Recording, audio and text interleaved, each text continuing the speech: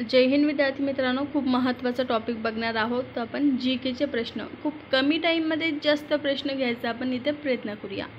मागील व्हिडिओमध्ये आपण बघितलं होतं की फक्त 10 मिनिटांमध्ये 50 प्रश्न आपले भूगोलचे झाले होते.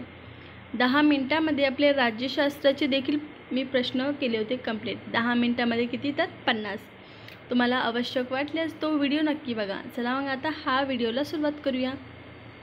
पहिलाच प्रश्न आपल्यासमोर आहे. 68 क्रमांकाचा प्रश्न आहे बघा. भारतातील सर्वात कमी क्षेत्रफळ असलेला राज्य कोणते? सर्वात कमी क्षेत्रफळ सांगितलेलं आहे तर गोवा राज्याचं क्षेत्रफळ सर्वात कमी आहे. आणि तुम्हाला माहिती असेल की गोवा एकमेव असा राज्य आहे ज्यामध्ये फक्त 2च जिल्हे आहे बघा. आणि गोवा राज्याची राजधानी आहे पणजी. चला मग आता पुढे बघूया. क्षेत्रफळाने सर्वात मोठा राज्य कोणता? तर राजस्थान. राजस्थान राज्याची राजधानी कोणती? तर जयपूर. त्यालाच आपण पिंक सिटी देखील म्हणतो. आणि पिंक सिटीमध्येच हवा महल देखील आहे बघा. चला मग आता 2 नंबरचा प्रश्न बघूया. 69 नंबरचा प्रश्न आपल्या समोर आहे. आंध्र प्रदेशची नियोजित राजधानी कोणती? राज्य कोणता? आंध्र प्रदेश. तर राजधानी काय आहे? तर अमरावती आहे बघा. 70 नंबरचा प्रश्न आपल्या समोर आहे बघा. भारताची दक्षिणोत्तर लांबी किती किमी आहे? दक्षिणोत्तर लांबी सांगितलेलं आहे तर तुम्ही असं देखील लक्षात ठेवू शकता. 1 2 3 4 हे बघा. 3 नंबरला 1 आहे, मग 2 3 4 की असं पण लक्षात ठेवू शकता की 1 2 3 4 असं देखील ट्रिक लावून देखील आपण खूप मोठा आपला अभ्यास होऊन जातो ट्रिकनुसार. चला मग 71 नंबरचा प्रश्न आपण बघत आहोत. भारताची भूसीमा किती किमी आहे? भूसीमा सांगितलेली आहे 15200. असं देखील तुम्ही लक्षात ठेवू शकता. 15200 एवढी मोठी संख्या असते ना ती लक्षात राहत नाही. त्याला ट्रिकनुसारच आपल्याला घ्यावं लागतं. चल मग 72 नंबरचा प्रश्न आपण बघत आहोत. भारतीय प्रमाणवेळ कोणत्या रेखावृत्तावर निश्चित केलेली आहे? भारतीय प्रमाणवेळ सांगितलेली आहे तर डी नंबरचं योग्य ठरेल. 82.30 पूर्व. 73 नंबरचा प्रश्न आपल्या समोर आहे बघा. आणि तुमच्यासाठी खूप महत्त्वाची एक बातमी सांगू इच्छिते की पोलीस भरतीची जाहिरात जी येणार आहे आणि इतर देखील भरती येणार आहे तर आपला अभ्यास कंटिन्यू चालू राहू द्या. 73 नंबरचा प्रश्न आपल्या समोर आहे. आणि एक छोटीशी पुन्हा गोष्ट सांगू इच्छिते की मी 2 दिवसापासून थोडी आजारी असल्यामुळे मी व्हिडिओ बनवू शकले नाही. तर त्यासाठी मी माफी मागते आणि आज मी व्हिडिओ बनवायला सुरुवात केलेली आहे. तर 73 नंबरचा प्रश्न आपल्या समोर आहे बघा. भारताला एकूण किती किमी लांबीचा समुद्र किनारा लाभलेला आहे? भारताला सांगितलेलं आहे बघा. आता याला कसं लक्षात ठेवायचं? समोरून 7 आहे आणि शेवटनं 7 आहे असं देखील तुम्ही लक्षात ठेवू शकता. नाहीतर मग अशी संख्या कसं बोलावं लागतं? 7517. आता हे मोठं डिजिट झालं ना तर फक्त 7 7 असं देखील लक्षात ठेवू शकता. आता हे भारताला सांगितलेली आहे. महाराष्ट्राला सांगितले तर 720 किमी लांबीचा समुद्र किनारा लाभलेला आपल्या प्यारा महाराष्ट्राला. भारताला किती? तर 7517. 7 7 असं देखील लक्षात ठेवू शकतो. हम 7 7 है. 74 नंबरचा प्रश्न आपल्या समोर आहे. क्षेत्रफळाच्या बाबतीत भारताचा जगात 7वा क्रमांक लागतो. एक प्रश्न इथंच निर्माण झालं की जगात भारताचा क्षेत्रफळाच्या बाबतीत कितवा क्रमांक लागतो? तर 7वा क्रमांक लागतो. हा एक प्रश्न झाला. क्षेत्रफळाच्या दृष्टीत सांगितलेला आहे, लोकसंख्येचं नाही. तर क्षेत्रफळामध्ये 7वा क्रमांक. तर लोकसंख्येच्या बाबतीत कितवा? लोकसंख्येच्या बाबतीत 2रा. क्षेत्रफळाच्या बाबतीत 7वा. क्षेत्रफळाच्या बाबतीत जगात पहिला क्रमांक कोणत्या देशाचा लागतो हे कमेंट बॉक्समध्ये नक्की कळवा. समजू आपण आपलं अभ्यास किती आहे तर. चला मग 75 नंबरचा प्रश्न आपल्या समोर आहे. अक्साई चीन हा प्रदेश भारतातील कोणत्या राज्यात मोडतो? अक्साई चीन हा प्रदेश भारतातील कोणत्या राज्यात मोडतो? तर जम्मू आणि काश्मीर. तुम्हाला माहिती असेल खूप मोठ्या प्रमाणामध्ये केसरची जी शेती आहे तर ती जम्मू काश्मीरमध्ये घेतली जाते. त्याची राजधानी काय? तर श्रीनगर. कधी जम्मू तर कधी श्रीनगर. चला मग पुढे घेऊया. 76 नंबरचा प्रश्न आपल्या समोर आहे. भारताची प्रमाणवेळ ही ग्रीनिच प्रमाणवेळेपेक्षा किती तासांनी पुढे आहे? 5.5 तासांनी पुढं आहे बघा, हे लक्षात ठेवा. IMP आहे. आता 77 नंबरचा प्रश्न आपल्या समोर आहे. भारतातील कोणत्या राज्याला सर्वाधिक समुद्र किनारा लाभलेला आहे? बघा, पुन्हा समुद्र किनाऱ्यावरती प्रश्न आला. तर गुजरात राज्याला. राजधानी काय आहे? तर गांधीनगर आहे गुजरात राज्याची राजधानी. तुम्हाला माहिती असेल की अरबी समुद्राचा समुद्र किनारा खूप जास्त प्रमाणात लागलेला आहे. कोणत्या राज्याला? गुजरातला. त्यामुळे समुद्र किनारा सर्वाधिक लाभलेला आहे बघा, अरबी समुद्रामुळे. चला मग याचं उत्तर काय? तर गुजरात. 78 नंबरचा प्रश्न आपल्या समोर आहे. व्हिडिओ आवडत असेल तर लाईक शेअर करायला काहीच हरकत नाही आहे बघा. 78 नंबरचा प्रश्न आहे, भारतातील क्षेत्रफळाने सर्वात मोठे राज्य कोणते आहे? क्षेत्रफळाने सर्वात मोठे सांगितलेलं आहे. तर राजस्थान हे राज्य क्षेत्रफळाने मोठे आहे बघा. राजधानी आता सांगितली जयपूर. महाराष्ट्र राज्याची राजधानी मुंबई. मध्य प्रदेशची आहे भोपाळ आणि उत्तर प्रदेशची लखनौ. चला मग 79 नंबरचा प्रश्न आपल्या समोर आहे. कोणत्या नद्यामुळे भारतीय पठाराचे उत्तर भारतीय पठार व दक्षिण भारतीय पठार असे 2 भाग पडतात? उत्तर भारतीय पठार एक आणि दक्षिण भारतीय पठार एक असे 2 भाग पडतात. तर ते कोणत्या नद्या आहे? नर्मदा व सोन. तुम्हाला माहिती असेल की महाराष्ट्रामध्ये सर्वात लहान नदी कोणती? तर नर्मदा नदी आहे बघा. चला मग 80 नंबरचा प्रश्न. पश्चिम घाटातील सर्वात उंच शिखर कोणते? तुम्हाला माहिती असेल की शिखरवरती जास्त प्रश्न विचारण्यात येत आहे. तर अनैमुडी. नाव काय? अनैमुडी. पश्चिम घाटातील सर्वात उंच शिखर अनैमुडी आहे, असं देखील लक्षात ठेवू शकता. 81 नंबरचा प्रश्न आपल्या समोर आहे. खालीलपैकी कोणत्या बेटाची निर्मिती ही प्रवाळांच्या संचलनातून झाली आहे बघा? कोणतं बेट? तर लक्षद्वीप. 82 नंबरचा प्रश्न आपल्या समोर आहे. मध्य हिमालयाचा भाग खालीलपैकी कोणत्या देशात आहे? मध्य हिमालय सांगितलेलं आहे. तर नेपाळ.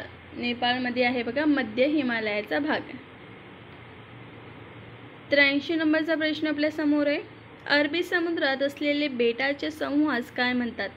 अरबी समुद्रामध्ये बेट आहे, त्याचे समूहास काय म्हणतात? तर लक्षद्वीप म्हणतात बघा. 84 नंबरचा प्रश्न आपल्या समोर आहे. भारतातील एकमेव जागृत ज्वालामुखी खालीलपैकी कोणत्या बेटावर आहे? बॅरन. तुम्हाला माहिती असेल हा प्रश्न MPSC मध्ये कंबाईन बी मध्ये देखील विचारण्यात आलेला आहे. तर खूप IMP आहे. 84 नंबरचा प्रश्न की एकमेव जागृत ज्वालामुखी कोणती? तर बॅरन. 85 नंबरचा प्रश्न आपल्या समोर आहे. खालीलपैकी कोणत्या नदीला दक्षिण भारताची गंगा असे म्हणतात? दक्षिण भारताची गंगा सांगितलेली आहे. गोदावरी नदीला दक्षिण भारताची गंगा म्हणतात. गोदावरी नदीचे जे उगमस्थान आहे ते त्र्यंबकेश्वर नाशिक जिल्ह्याचे बघा. नाशिक जिल्ह्यामध्ये द्राक्ष खूप मोठ्या प्रमाणात घेतले जाते. 86 नंबरचा प्रश्न आपल्या समोर आहे. भारतातील सर्वात लांब नदी कोणती? गंगा नदी सर्वात लांब आहे भारतामध्ये. आणि महाराष्ट्रामध्ये कोणती? तर गोदावरी. तुम्हाला जर हा प्रश्न थोडे सोपे वाटत असेल तर यामध्ये काही सोपे आणि काही अवघड असे दोन्ही लेवलचे प्रश्न मी घेतलेले आहे. कारण की सोपे प्रश्न आपल्याला लगेच आले तर आपल्याला खूप जास्त आनंद होतो आणि फक्त हार्ड प्रश्न असले आणि ते आपल्याला जमले नाही तर व्हिडिओ बघण्यामध्ये मजा येत नाही आणि बघावं वाटत नाही. काही सोपे काही अवघड असे लेवलचे मी प्रश्न या व्हिडिओमध्ये घेण्याचा प्रयत्न केलेला आहे. चला मग पुढे घेऊया. 87 नंबरचा प्रश्न आपल्या समोर आहे. भारतात सर्वात लांब पश्चिम वाहिनी नदी कोणती? सर्वात लांब पश्चिम वाहिनी नदी सांगितलेलं आहे. तर नर्मदा नदी बघा. ती भारतामध्ये विचारलेला आहे. प्रश्न एकदा आपण नीट बघायचं बघा. 88 नंबरचा प्रश्न आपल्या समोर आहे. भारतातील सर्वात लांब हिमनदी कोणती? हिमनदी विचारण्यात आली आहे. तर सियाचीन ही हिमनदी आहे. 89 नंबरचा प्रश्न. भागीरथी व अलकनंदा यांच्या एकत्रित प्रवाहास काय म्हणतात? गंगा म्हणतात. हे 2 नद्या बघा, एक भागीरथी दुसरी अलकनंदा. हे जे एकत्रित प्रवाह त्यांचा होतो त्याला काय? तर गंगा म्हणतो. 90 नंबरचा प्रश्न आपल्या समोर आहे. सातपुडा पर्वतरांगेमुळे कोणत्या नद्याची खोरी वेगळी झाली आहे? पर्वतरांगेचं नाव काय? सातपुडा. आणि नद्यांची खोरी कोणती? तर नर्मदा व तापी. लक्षात असू द्या. आपण सांगू शकत नाही की ह्या व्हिडिओमधला किंवा इतर कोणत्याही व्हिडिओमधला कोणताही प्रश्न तुमचं सिलेक्शन ठरवू शकते. त्यामुळे कोणताही प्रश्न असं इझी घेऊ नका. सिरियस होऊन अभ्यास केला तर आपलं सिलेक्शन 2025 किंवा 26मध्ये होईल. 91 नंबरचा प्रश्न आहे बघा. खालीलपैकी कोणत्या नदीस भारतात सरकारने राष्ट्रीय नदीचा दर्जा दिलेला आहे? गंगा. गंगा या नदीला भारत सरकारने जे काही राष्ट्रीय नदीचा दर्जा दिलेला आहे. एकमेव कोणती नदी आहे जिला भारत सरकारने राष्ट्रीय नदीचा दर्जा दिला आहे? तर ती गंगा आहे. 92 नंबरचा प्रश्न खूप IMP खूप एक्झाममध्ये विचारण्यात आलेला आहे बघा. सुंदरबन हा त्रिभुज प्रदेश कोणत्या राज्यात स्थित आहे? त्रिभुज प्रदेशचं नाव काय? तर सुंदरबन, पश्चिम बंगालमध्ये बघा. 93 नंबरचा प्रश्न आपल्या समोर आहे. भारतात सर्वाधिक पाऊस कोणत्या ठिकाणी पडतो?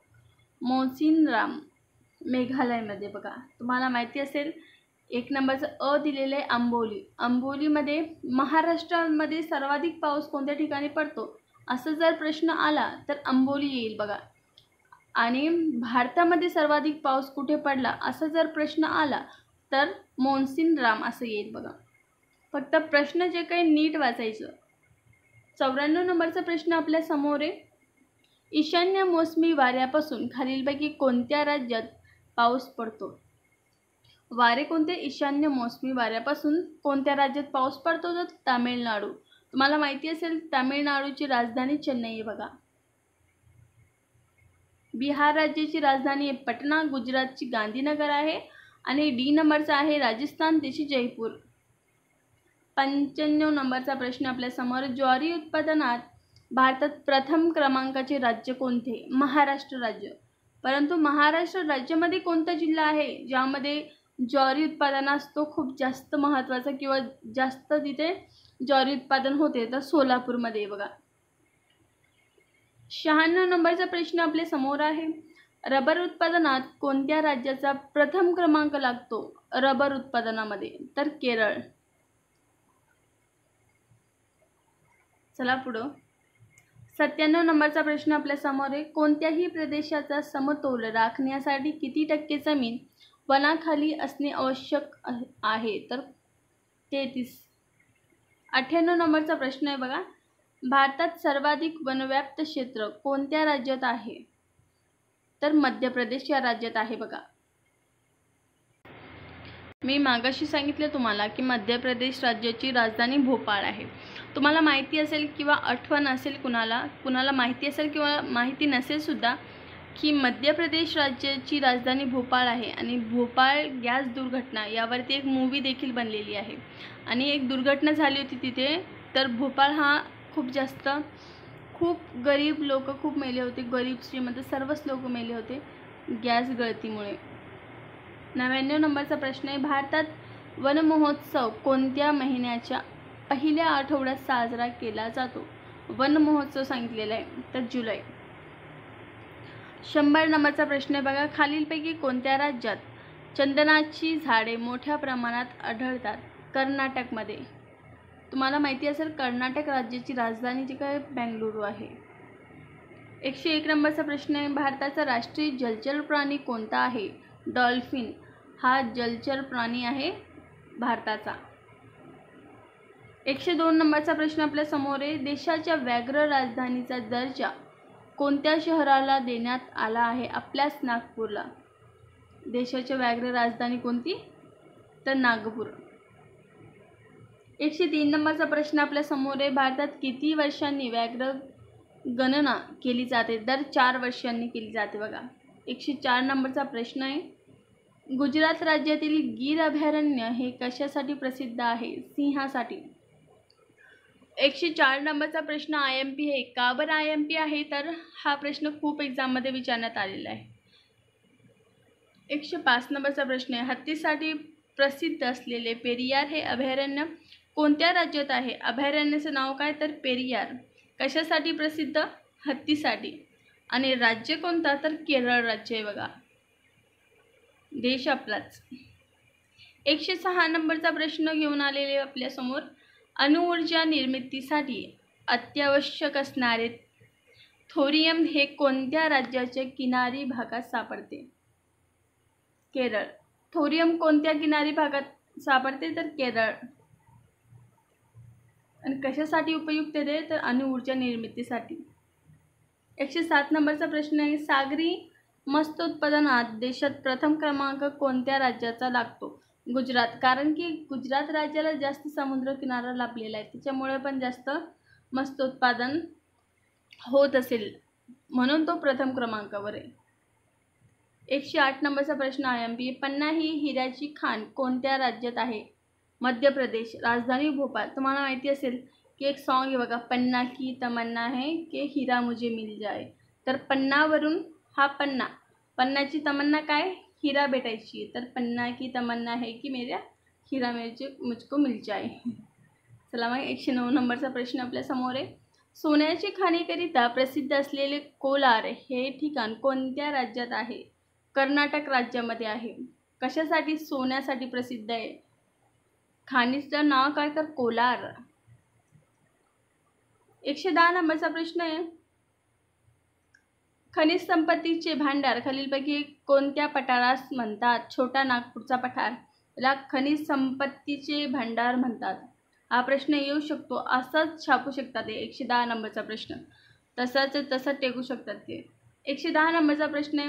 रावत भाटा हा अणुऊर्जा प्रकल्प कोणत्या राज्यात आहे? राजस्थानमध्ये बघा, रावत भाटा अणुऊर्जा प्रकल्प. 112 नंबरचा प्रश्न आहे. देशातील संपूर्ण विद्युतीकरण झालेले पहिले राज्य कोणते? हरियाणा. हरियाणा बघा, हे पहिले राज्य आहे.